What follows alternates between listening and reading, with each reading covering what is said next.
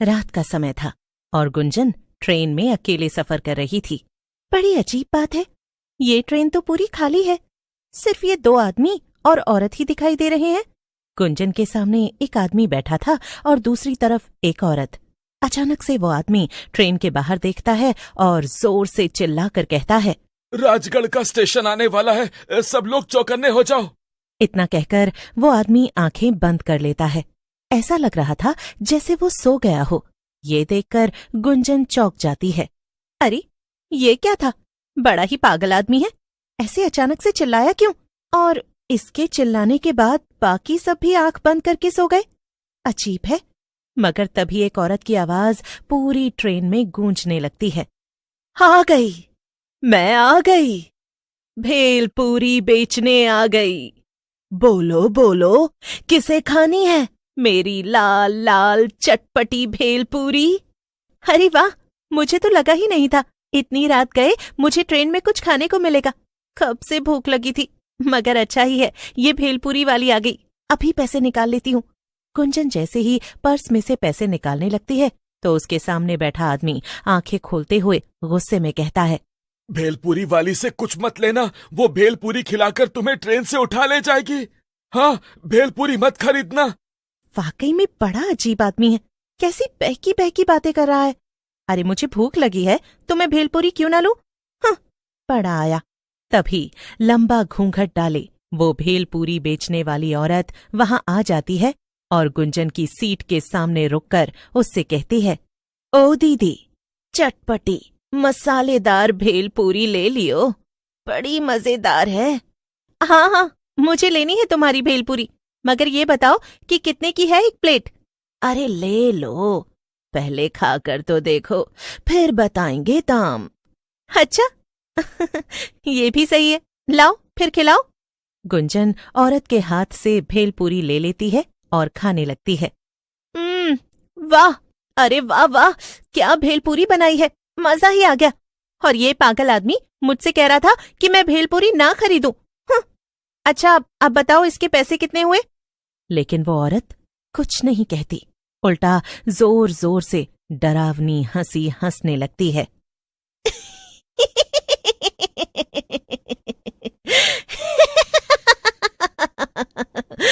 पैसे? नहीं नहीं, कुछ और लगेगा। ये कहकर वो औरत घूंघट हटाती है। घूंघट के नीचे एक डरावनी चुड़ैल थी। क, क, क, क्या? चुड़ैल? तुम तो एक चुड़ैल हो। हाँ, तो मैंने कब कहा कि मैं माधुरी दीक्षित हूँ, हैं? और इस भेलपूरी के बदले तो मैं तुझे लेकर जाऊंगी और खाऊंगी।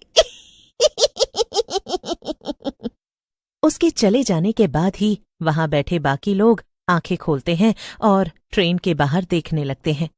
ये तो होना ही था, मैंने उस लड़की को चेतावनी दी थी, मगर उसने मेरी बात नहीं मानी और चुड़ैल उसे अपने साथ ले गई। राजगढ़ स्टेशन आने से पहले हमेशा ही ऐसा होता है। हाँ, अब हम कर भी क्या सकते हैं? हम तो अपना काम कर ही देते हैं ना, जो कि लोगों को चेतावनी देना है। अब उसके आगे हम क्या ही करें? असल में वो दोनों बूढ़े आदमी और औरत पंकज और राधिका थे, जो कि पति पत्नी थे और रामगढ़ गांव में ही रहते थे। वो हर रोज उस ट्रेन से सफर करते थे ताकि लोगों को भेलपूरी बेचने वाली चुड़ैल से बचाया जा सके, मगर उनका ये तरीका भी अक्सर काम नहीं आता था। फिर एक दिन सुबह सुबह पंकज कहता है, राधिका, क्यों ना हम किसी तरह ये ट्रेन चलना ही बंद करवा दें। अगर ट्रेन चलेगी ही नहीं तो चुड़ैल भेलपूरी बेचने आएगी ही नहीं और ना ही लोग गायब होंगे, ना मरेंगे। वो स्टेशन मास्टर है ना, रघु भाई, हम उनसे जाकर कहेंगे, उनकी बहुत पहुंच है। वैसे भी इस ट्रेन में ज्यादा लोग आते ही नहीं, वो बात करेंगे तो ट्रेन जरूर बंद हो जाएगी। अच्छा, तो फिर आओ अभी जाकर उनसे बात करते हैं। रघु सिर्फ स्टेशन मास्टर ही नहीं था, बल्कि गांव का सबसे अमीर आदमी भी था। उसकी दूसरे गांवों और शहरों में खूब पहचान थी। अरे आओ आओ पंकज भाई, कैसे आना हुआ?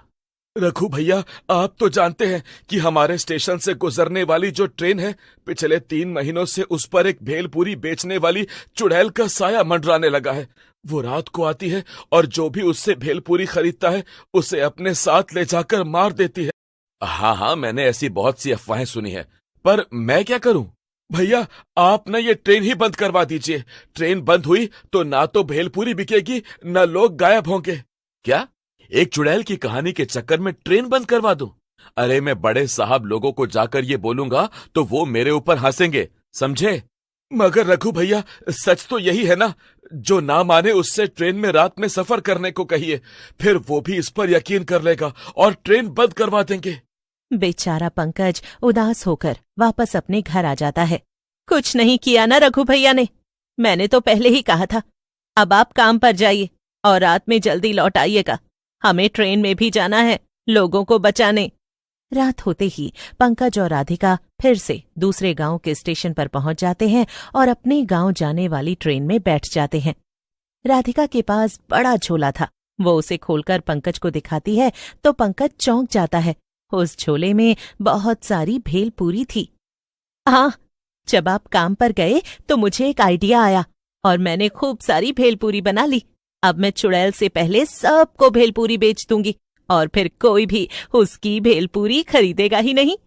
राधिका खड़ी होकर सबसे कहती है, ले लो, स्वादिष्ट लजीज भेलपूरी ले लो। ऐसी भेलपूरी कभी नहीं खाई होगी। अच्छा, इतनी अच्छी है क्या?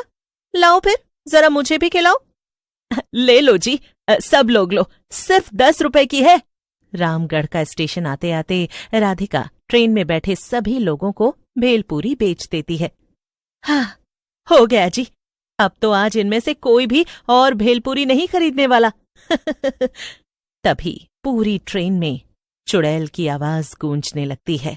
ले लो, खट्टी मीठी भेलपूरी ले लो। पंकज जोर से चिल्लाता है, रामगढ़ स्टेशन आने वाला है, कोई भी घूंघट वाली औरत से भेलपूरी मत लेना, सब आंख बंद करके सो जाओ।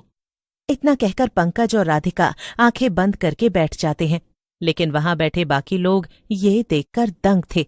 अरे, ये दोनों आंखें बंद करके क्यों सो गए? भेलपूरी वाली ही तो आ रही है, कोई चुड़ैल थोड़ी है। हाँ। तभी घूंघट डाले चुड़ैल शीतल की सीट के सामने आकर खड़ी हो जाती है।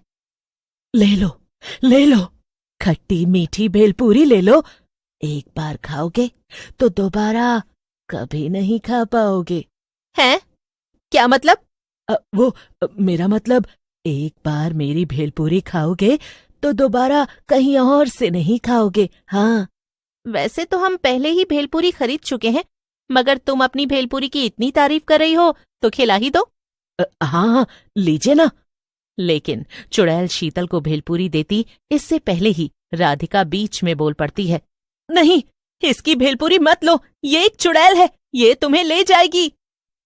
क्या? कुछ भी? मैं सच कह रही हूं, तुमने भेलपूरी खाई तो ये तुम्हें ले जाएगी। अच्छा, मगर मैंने तो तुम्हारी भेलपूरी भी खाई थी, तुम तो मुझे चुड़ैल बनकर अपने साथ नहीं ले गई। देखो, मैं तुम्हें चेतावनी दे रही हूं, इसे मत खाना। शीतल जैसे ही भेलपूरी खाने जाती है, राधिका उसे रोक देती है और उसकी जगह वो चुड़ैल की भेलपूरी खा लेती है। वाह वाह, चलो फिर, अब मेरे साथ मेरा खाना बनने चलो। चुड़ैल राधिका को उसके बड़े भेलपूरी के झोले के साथ उठा लेती है। ये देखकर वहां बैठे बाकी लोग चौंक जाते हैं। बेचारा पंकज बहुत रोता है, मगर वो कर भी क्या सकता था? अब तो उसके पास एक ही काम था और वो था अकेले ही लोगों को बचाना। अगले दिन फिर से वो रात में ट्रेन में आकर बैठ जाता है। फिर जैसे ही घूंघट डाले चुड़ैल भेलपूरी लेकर वहां आती है। भेलपूरी ले लो, खट्टी मीठी। लेकिन अब तो पंकज भी जान गया था कि लोग उसकी बात नहीं सुनेंगे। लेकिन तभी कुछ ऐसा होता है जिसे देखकर पंकज चौंक जाता है। वो चुड़ैल पंकज के पास आती है। ये लो, आप भेलपूरी नहीं खाएंगे? पंकज कुछ कहता उससे पहले ही चुड़ैल उसे भेलपूरी खिला देती है और भेलपूरी खाकर पंकज सब समझ जाता है। यानी तुम वो चुड़ैल नहीं बल्कि राधिका हो? हाँ, लेकिन अब मैं एक चुड़ैल बन चुकी हूँ, और जब मैं चुड़ैल बनी तो मैंने उस दुष्ट चुड़ैल को हराकर खत्म कर दिया और उसकी जगह ले ली। अब मैं ही भेलपूरी बेचने रोज आऊंगी यहाँ और किसी को भी नहीं मारूंगी।